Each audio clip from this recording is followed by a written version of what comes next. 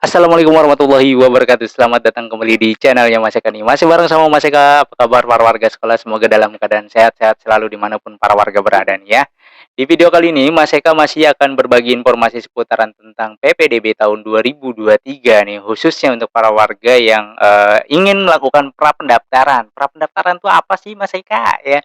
Itu sudah Mas Eka bahas di video sebelumnya, tapi Mas Eka akan ulas sedikit lagi ya agar fresh lagi ini untuk teman-teman atau para warga sekolah yang masih bingung nih ya, apakah saya bagian atau siswa yang harus melakukan prapendaftaran atau tidak, ataukah memang anak saya harus melakukan prapendaftaran nih. Prapendaftaran itu apa dan untuk siapa sih?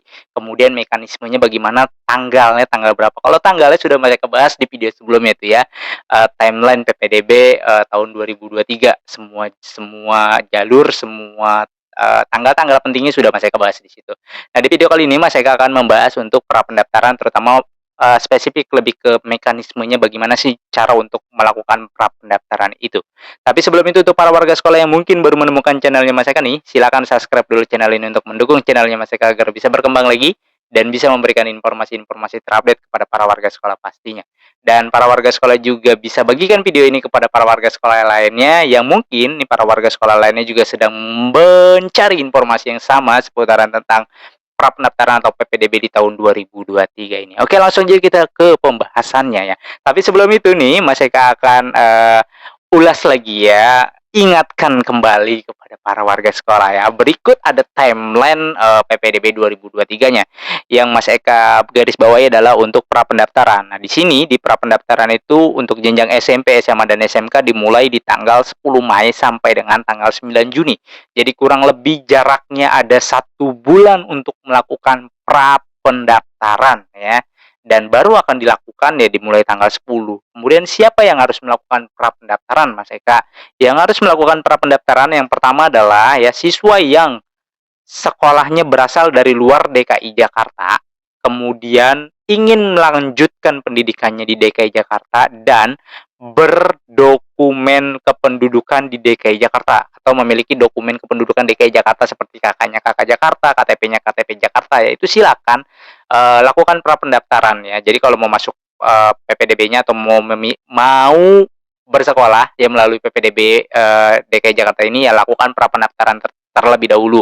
Kemudian yang kedua adalah untuk para warga yang putus sekolah ya, atau yang tidak bersekolah, lulusan kemarin yang tidak bersekolah, 2 tahun lulusan ke belakang yang tidak bersekolah dan ingin melanjutkan lagi pendidikannya, ya dia warga DKI Jakarta ingin melanjutkan lagi pendidikannya, silakan lakukan prapendaftaran. Ingat ya, yang putus sekolah dan tidak bersekolah ya, sudah lulus 2 tahun dan ingin melanjutkan sekolah lagi itu ya, yang tidak bersekolah dan ingin melanjutkan sekolah lagi ya, itu lakukan prapendaftaran. Bukan siswa yang masih aktif bersekolah dari swasta atau mungkin dari negeri ya, ya dia tidak suka ya, yang penting masuk aja dulu di tahun kemarin, kemudian dia ikut lagi prapendaftaran. Bukan seperti itu ya, bukan itu ya targetnya ya, bukan itu. Jadi kalau yang tadi Mas Eka sebutkan, kalau memang dia putus sekolah dan tidak bersekolah di tahun sebelumnya dan ingin melanjutkan sekolah lagi di tahun ini, ya silakan lakukan prapendaftaran. Tapi kalau yang masih aktif ya udah stop, jangan ya. Karena nanti kasihan yang harusnya masuk sekolah itu kan bisa kalah dengan kalian yang udah dapat sekolah atau udah dapat sekolah. Kalau pengen pindah, lakukan namanya jalur mutasi ya, bukan di PPDB ini tapi lakukan mutasi ya. Sekali lagi Mas saya ingatkan, mudah-mudahan sih dari teman-teman di Dinas Pendidikan nanti panitia PPDB-nya itu langsung ngeblok aja tuh orang-orang yang seperti itu ya, yang udah bersekolah kemudian ingin daftar lagi sekolah di prapendaftaran, ataupun yang di SD juga sama ya, itu langsung diblok-blokin aja kalau yang memang sudah sudah terdaftar di Dapodik kemudian masuk lagi itu ngerusak sistem ya.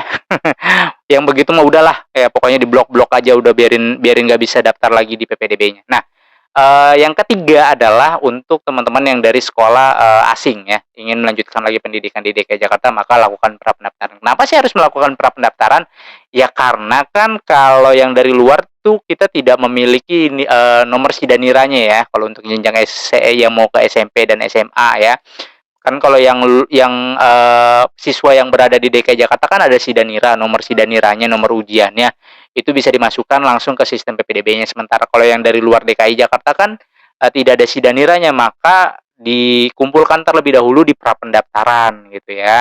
Ketika sudah di prapendaftaran nanti dapat nomor pendaftarannya, baru bisa membuat akun gitu ya, atau nomor ujiannya baru bisa membuat akun. Nah, bagaimana cara mekanisme prapendaftaran? Berikut nih masih ketampilkan ya. Jadi mekanisme prapendaftaran di sini ada 5 tahapan. Yang pertama adalah mengisi formulirnya terlebih dahulu ya, dengan cara mengakses lamaran prapendaftaran di https://sidanira.jakarta.go.id/prapendaftaran. Kemudian nanti tinggal diklik aja buat akunnya, kemudian nanti mengisi formulir prapendaftarannya. Nah, setelah mengisi formulir prapendaftaran ini diisilah data-data teman-teman ya. Teman-teman nanti para warga harus mengunggah dokumen. Nah, ini dokumen ini sudah pernah Mas Eka bahas di video sebelumnya, tapi Mas Eka akan ulangkan lagi deh ya.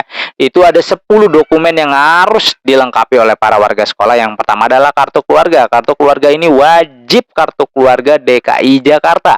Tidak bisa kartu keluarga yang non DKI Jakarta. Kemudian yang kedua, rapot kelas 4 semester 1 dan 2. Rapot kelas 5 semester 1 dan 2, dan rapot kelas 6 semester 1 sampai SD ya, atau sederajatnya. Atau untuk yang mau masuk ke SMA ataupun SMK, berarti rapot kelas 7 semester 1 dan semester 2, dan kelas 8-nya semester 1 dan kelas 2, dan kelas 9-nya hanya semester 1-nya aja untuk SMP dan sederajat. Kemudian yang ketiga adalah sertifikat akreditasi sekolah asal. Jadi ini dipinta oleh para warga ke sekolahnya sertifikat asli ya. Sertifikat akreditasi, bukan asli. Fotokopinya juga nggak apa-apa ya, dari sekolah asal. Kemudian 4 itu adalah surat keterangan peringkat rata-rata nilai rapot. Nah, itu dari sekolah asalnya juga. Nanti formatnya ada, tinggal di-download aja di web sidanira.jakarta.go.id/prapendaftarannya. Kemudian sertifikat prestasi akademik jika memiliki prestasi akademik. Kemudian sertifikat prestasi non-akademik jika memang memiliki sertifikatnya non-akademik ya. Kemudian sertifikat yang diperoleh dengan hasil seleksi ketat bukan perlombaan. Itu silakan kalau memang ada juga dikumpulkan. Yang kedelapan adalah surat kepala sekolah tentang susunan pengurus ya. Kalau memang dia menjadi pengurus OSIS atau MPK, ini bagi calon peserta didik yang pernah menjadi pengurus OSIS atau MPK ya, dikecualikan PPDB SMP ya. Jadi kalau yang ke SD kan belum ada ya. Kalau yang di SD belum ada ya berarti nggak ada itu tuh. Ini khusus untuk yang ke SMA dan SMK ya. Kemudian ada surat keterangan kepala sekolah tentang susunan pengurus ekstrakurikuler bagi CPBD yang pernah menjadi pengurus ekskul. Nah, ini dikecualikan untuk PPDB ke yang mau ke SMP karena di SD itu tidak ada pengurus ekskulnya ya. Jadi yang nomor 8 dan nomor 9 ini dikhususkan untuk teman-teman yang ingin melanjutkan pendidikan ke jenjang ke SMA ataupun ke SMK.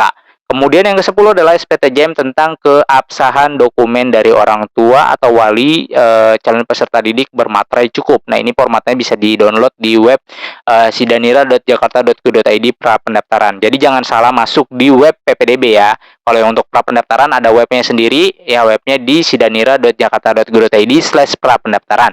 Kemudian yang ketiga, setelah diunggah dokumennya ya, sudah diupload semua, cetak tanda bukti pengajuan. Jadi nanti setelah diunggah dokumennya, tunggu diverifikasi oleh verifikator. Ketika dinyatakan lolos ya berarti nanti ada selembaran tanda bukti pengajuannya itu dicetak ya. Kemudian tinggal dilihat, ini kan tadi kan sudah diupload ya. Ya udah berarti tinggal tunggu ya, dicek tanda bukti pengajuannya ya. Setelah itu dicetak, nah baru nanti bisa dilihat hasil verifikasinya.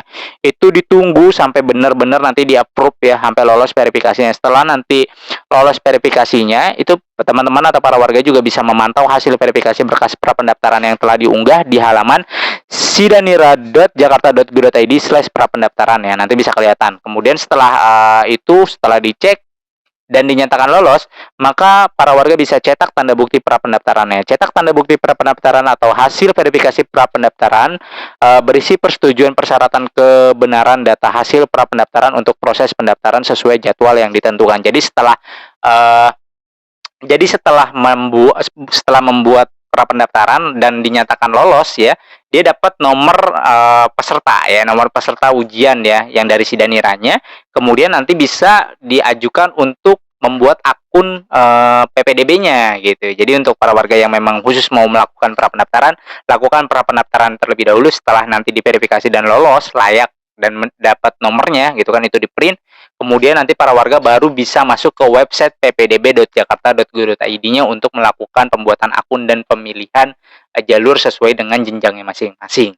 Itu ya para warga sekolah, tadi mekanisme prapendaftaran. Dan Mas Eka garis bawahi sekali lagi, Mas Eka ingatkan sekali lagi, prapendaftaran ini adalah bukan untuk warga yang memang bersekolah di DKI Jakarta atau lulusan dari DKI Jakarta ya, yang tahun ini lulus nih di DKI Jakarta dan berkakak DKI Jakarta, tidak perlu melakukan prapendaftaran. Prapendaftaran ini adalah untuk teman-teman atau para warga sekolah yang sekolahnya berasal dari luar DKI Jakarta, berkakak atau berdokumen kependudukan di DKI Jakarta dan ingin melanjutkan sekolah lagi di DKI Jakarta, maka lakukan prapendaftaran. Kalau yang bersekolah di DKI Jakarta, berkakak DKI Jakarta dan ingin melanjutkan sekolah lagi di DKI Jakarta, tidak perlu melakukan prapendaftaran. Terus yang kedua, untuk para warga sekolah yang mungkin putus sekolah ya dan ingin melanjutkan sekolah lagi di tahun 2023, silakan lakukan prapendaftaran. Kemudian atau para warga yang memang tidak bersekolah lulusan tahun 2021 dan 2022 yang ingin melanjutkan sekolah lagi, silakan lakukan prapendaftaran. Atau para warga yang lulusan dari sekolah asing ingin melakukan sekolah lagi di DKI Jakarta, silakan lakukan prapendaftaran ya. Jadi bukan para warga yang masih aktif di sekolah saat ini kemudian ikut lagi PPDB gitu kan. Misalkan kelas 2 SMA nih ya, dia ngulang lagi PPDB melalui prapendaftaran, bukan seperti itu. Dan mudah-mudahan di tahun ini langsung diblok ya. Kalau ketahuan langsung diblok, udah nggak bisa daftar kemana-mana lagi. Mudah-mudahan seperti itu ya. Jadi itu para warga sekolah, mekanisme dan tanggal penting untuk prapendaftaran. Jangan sampai salah web atau salah ini ya, salah daftar ya. Kalau jadi yang prapendaftaran adalah prapendaftaran terlebih dahulu, setelah nanti hasil prapendaftarannya keluar baru bisa membuat akun di web PPDB. Ini ada dua tahapan yang berbeda. Kalau untuk prapendaftaran dimulai dari tanggal 10 Mei sampai dengan tanggal 9 Juni, sementara untuk pembuatan akunnya yang di jenjang SMA itu dimulai di tanggal 24 Mei, SMA dan SMK ya. Dan SMP juga demikian, dimulai di tanggal 19 Mei. Jadi silakan buat prapendaftaran dulu nanti di tanggal 10 sampai dengan tanggal 9 Juni. Mungkin itu aja informasi yang bisa Mas Eka sampaikan. Mudah-mudahan informasi ini bisa bermanfaat dan bisa menambah lagi wawasan kepada para warga sekolah seputaran tentang PPDB di tahun 2023 ini. Silakan bagikan video ini kepada para warga sekolah lainnya yang mungkin para warga sekolah lainnya juga sedang bingung ya, sedang mencari informasi tentang PPDB. Dan kalau misalkan dibagikan dan bisa bermanfaat ya alhamdulillah gitu ya. Dan gabung juga di channel Telegram Mas Eka, serta pantengin terus channel Mas Eka karena tiap harinya Mas Eka akan update untuk informasi-informasi PPDB lainnya ya, karena banyak yang akan diinformasikan di sini ya. Oke, Mas Eka undur diri, sampai jumpa di konten berikutnya. Wassalamualaikum warahmatullahi wabarakatuh.